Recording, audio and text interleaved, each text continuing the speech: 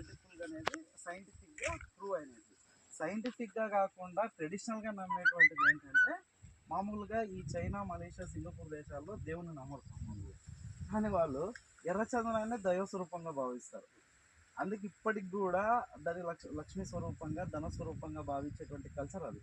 మన సైడ్ మన ఇండియాలో ఏంటి, ధనలక్ష్మి స్వరూపంగా భావించేటువంటి వస్తువులు ఒకటి గోల్డ్, రెండు వెండి ఆభరణాలు. అందుకే దేవునికి సమర్పించడం కానీ, నైవేద్యం పెట్టడం కానీ వాటిలోనే పసుపు కూడా అంటే అంటే మల్టిపుల్ ఉంది. చింతొక్కు కానీ, చింతపండు కానీ, ఉప్పు కానీ, ఇలాగ మల్టిపుల్ మన ట్రెడిషనల్ బంగారు, వెండి, ఇత్తడి, రాగి అనేది విగ్రహాలు ఇస్తారు. విగ్రహాలు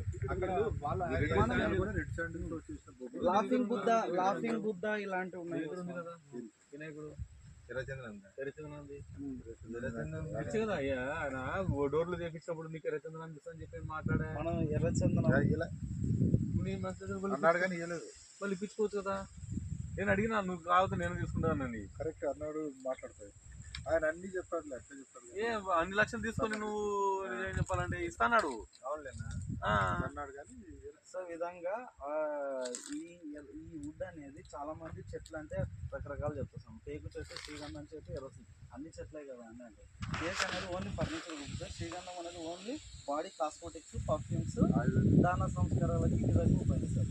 బాడీ ఇంటర్నల్గా ఆయుర్వేదిక్ పని చేస్తున్నాం శ్రీగంధం అనేది. బట్ ఎర్రచందనం కొంచెం ఆయుర్వేదిక్ మెడిసిన్ వాల్యూస్ ఉంటుంది. బాడీ ఇంటర్నల్గా వెళ్తే ఔషధ గుణంగా పనిచేస్తుంది.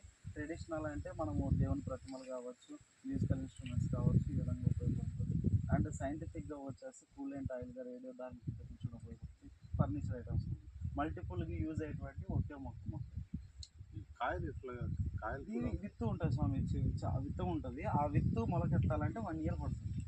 విత్తు మొలకెత్తాలంటే నర్సులు రావాలంటే 1 year పడుతుంది.